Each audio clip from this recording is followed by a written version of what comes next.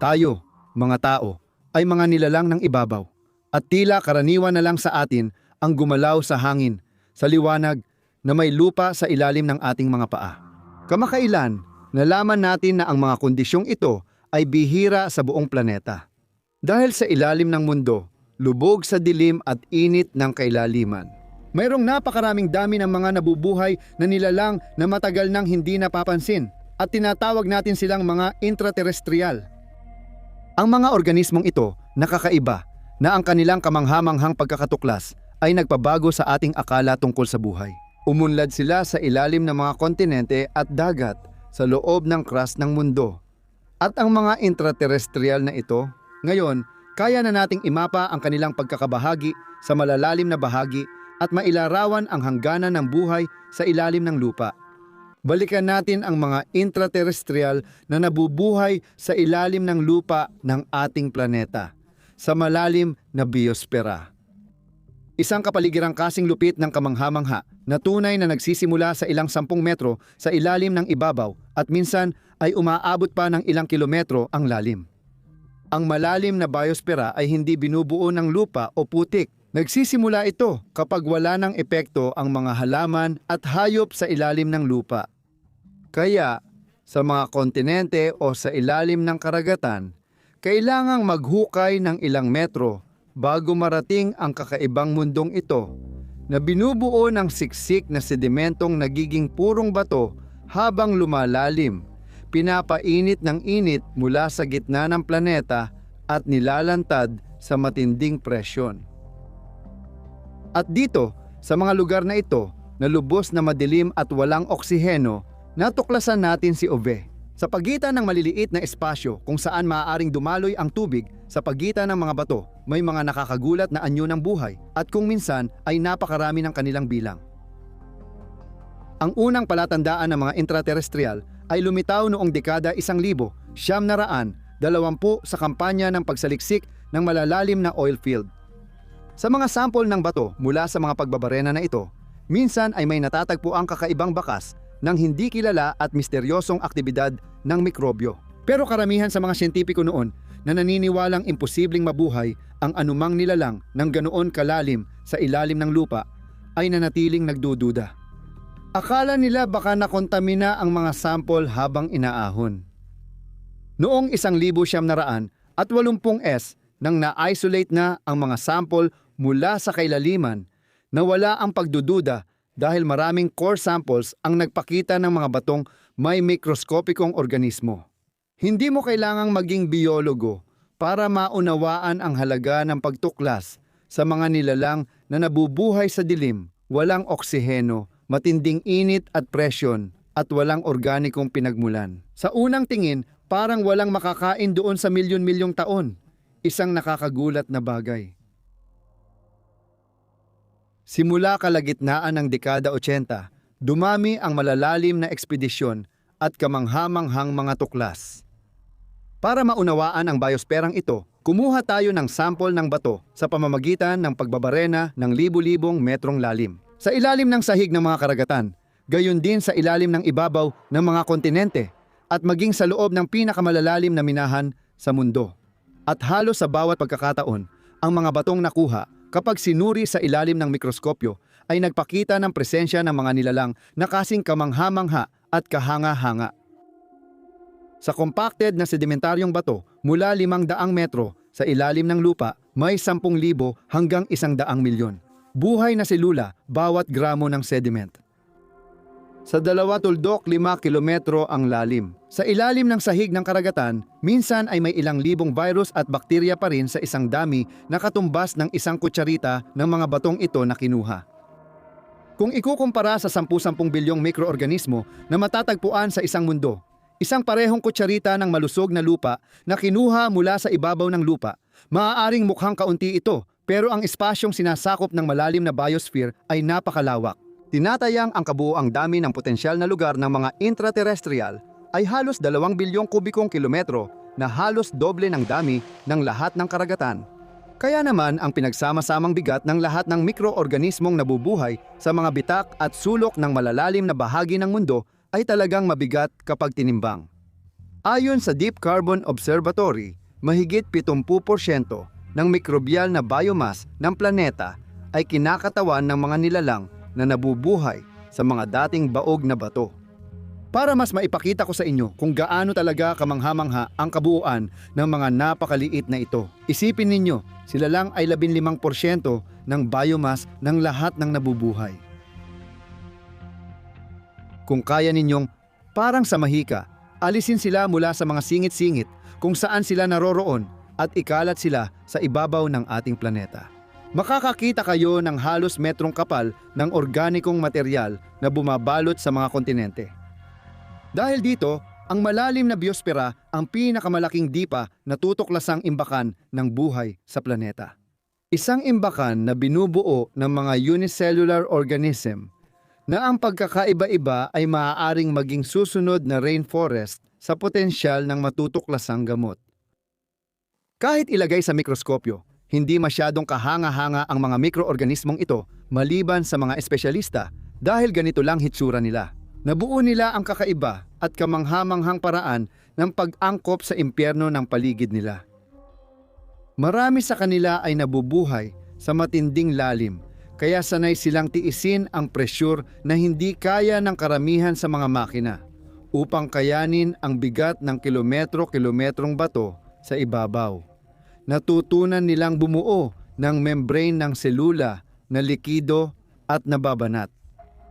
Kapansin-pansin ang kakayahan nilang kumain ng mga bagay na di natin inaasahan. Sa ideya ng karamihan ng nilalang na lumulon ng bagay mula sa ilalim ng crust, nangingibabaw ang mga bakterya at ang mga archaea ay tila talaga namang kumakain ng mga pinagsama-samang bato o, mas eksakto, ng mga bihirang elemento na hinahatak ng mainit na tubig na dahan-dahang dumadaloy sa pagitan ng maliliit na bitak at mga mikroskopikong puwang.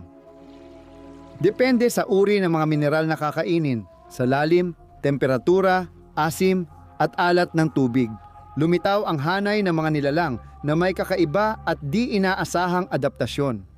Kaya kung iimbitahin mo silang lahat sa hapunan, mahirap gumawa ng menu na magugustuhan ng lahat. May mikroorganismo na kumakain ng bato, gaya ng pirita, ang iba ay tumutukoy sa hydrogen mula sa reaksyon ng tubig at olivine, at may natutuwa rin sa sulfate, nitrate o hydrogen sulfide.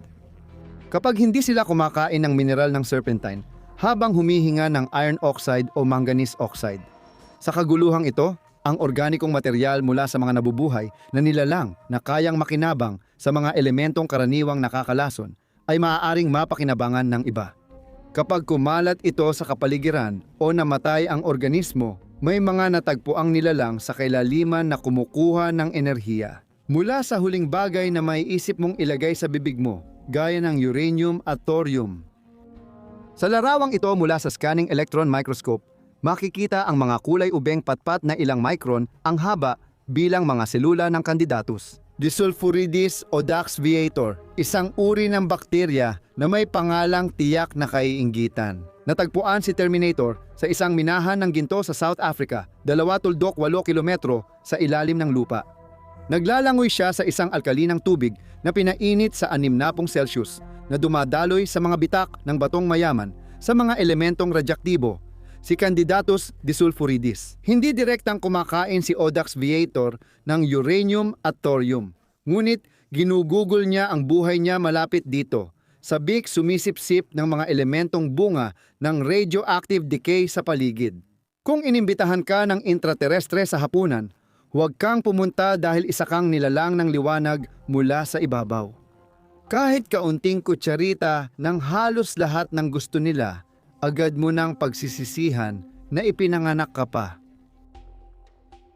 Bagamat karamihan ng organismo sa malalim na biospera ay unicellular, minsan may nakikita ring multicellular gaya ng mga kabute. Minsan, nakakakita rin tayo ng hayop tulad ng kakaibang nilalang sa screen.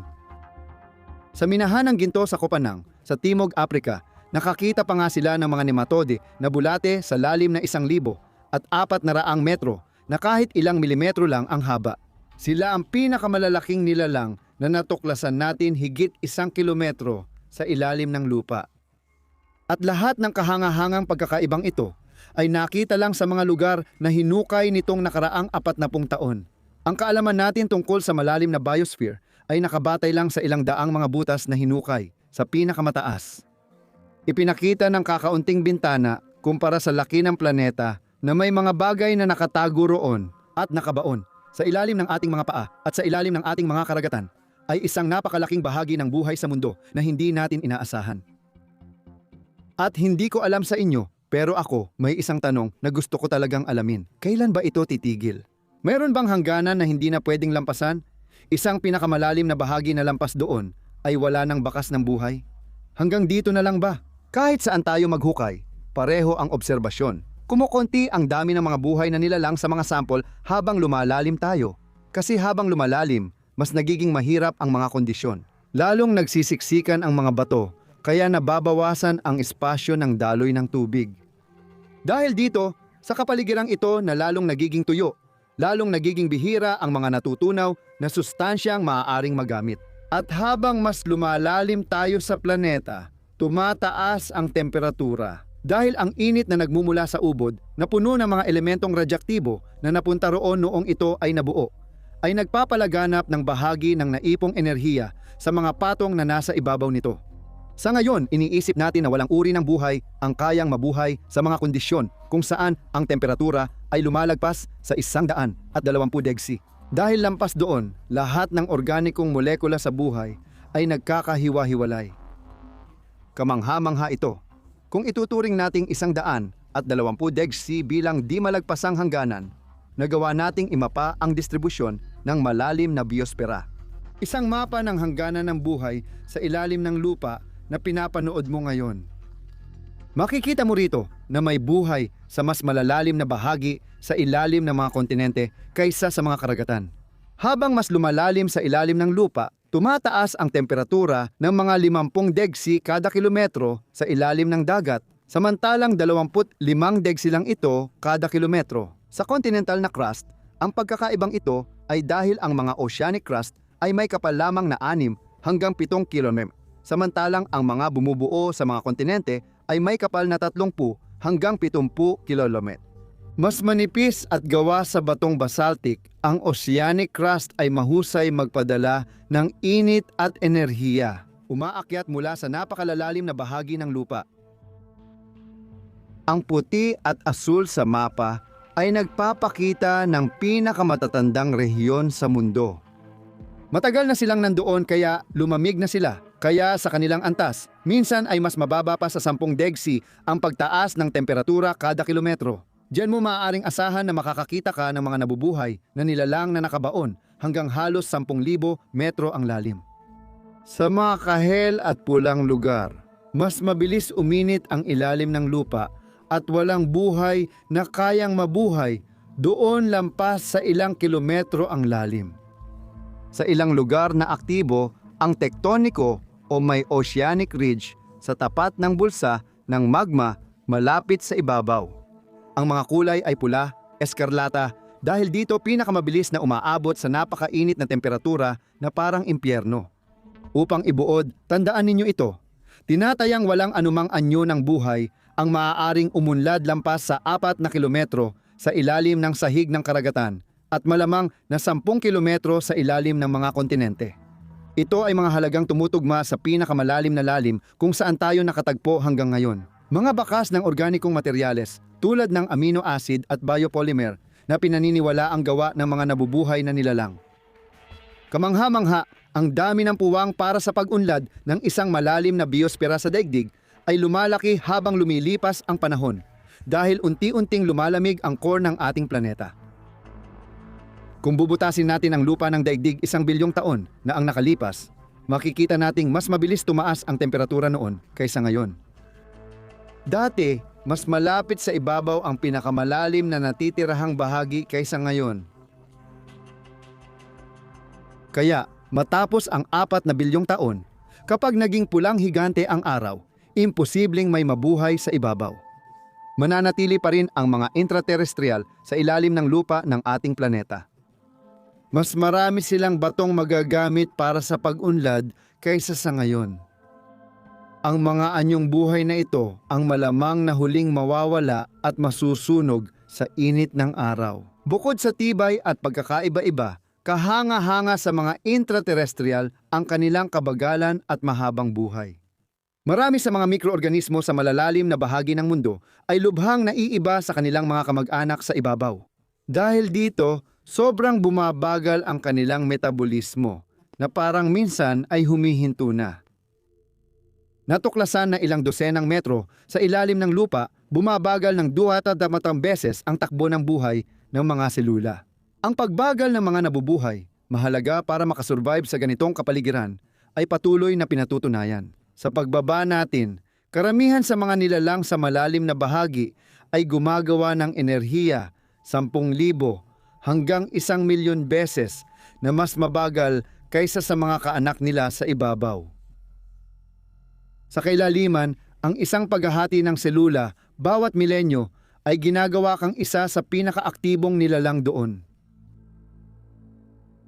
Dahil sa kakulangan ng yaman, may mga organismong tumigil sa pagpaparami.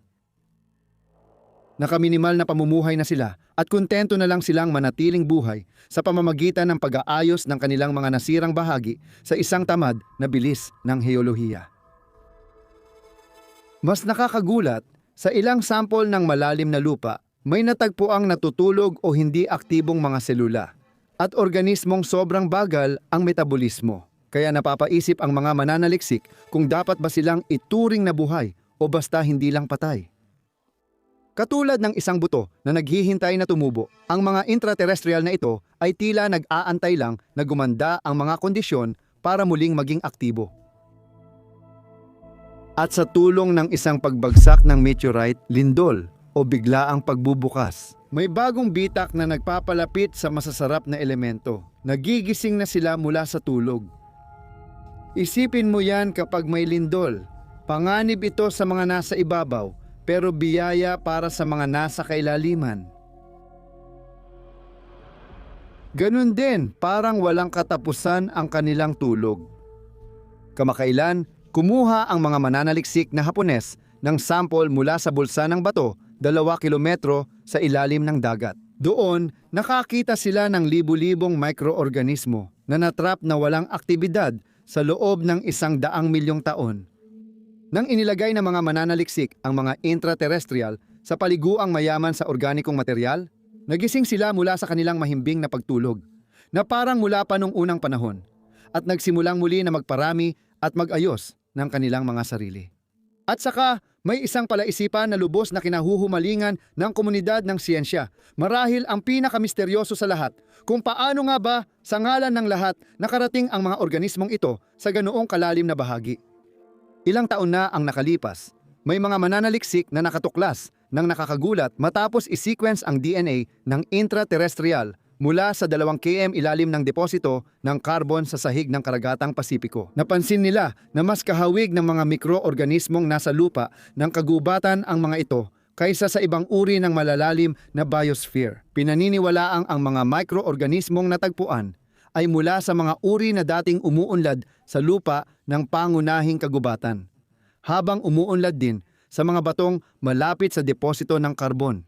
At nang mabulok ang mga kagubatang ito, at kalaunan ay naging carbon sa paglipas ng panahon. Dahil sa pagkakabaon at pagkapresyur, sinundan sila ng mga mikroorganismo na umaasa sa kanila para mabuhay sa kanilang paglubog sa malalalim na bahagi ng lupa. Habang patuloy silang nag-iisip ng paraan para makakuha ng sustansya dito. Kahit mukhang nalutas na ang misteryo ng pinagmulan ng mga nilalang sa ilalim ng lupa sa mga deposito ng karbon o malalalim na hidrokarburo. Kadalasan, hindi natin alam paano napunta roon ang mga organismo. May ilang natuklasan na tila walang saysay. Halimbawa, may natuklasan tayong mga mikroorganismong magkahawig sa 3 malalayong lugar na heolohikal sa mundo. Isa ay sa Atlantiko, isa sa Karagatang Indian, at isa sa Bagong Caledonia. Nahihirapan tayong maintindihan kung paano may mga nabubuhay na organismo na magkamukha kahit magkakalayo ng libu-libong kilometro sa malalalim na bahagi ng mundo. May mga intraterestre kayang nadadala ng agos o o gumagalaw lang sila kasabay ng mabagal na daloy ng tubig sa ilalim ng lupa, hindi natin alam. Sa kabuuan, may dalawang teorya tungkol sa pinagmulan ng mga intraterestre. Sinasabi ng una na ang mga organismong nasa kailaliman ay nagmula sa mga nilalang sa ibabaw. Sa bilyon-bilyong taon ng buhay sa mundo, unti-unti nilang nasakop ang kailaliman ng daigdig habang dahan-dahang pumapasok ang tubig doon. Ang ikalawa, mas matapang at kritikal, ay nagsasabing baka nandoon sila dahil palagi na silang nandoon. Maaaring ang pinakaunang mga anyo ng buhay sa daigdig ay nabuo sa loob at na ang bahagi ng buhay na iyon ay lumipat patungo sa araw at nakahanap ng mga paraan para makaangkop sa mga kondisyon sa ibabaw. Anuman ang tamang sagot, ang pagkakatuklas sa mga kakaibang nilalang na ito ay nagdagdag ng mga bagong sanga at sanga-sanga sa dakilang puno ng buhay. Mga sanga na umiiral na sa daigdig sa loob ng bilyon-bilyong taon at na hanggang kamakailan lang ay hindi pa natin napapansin.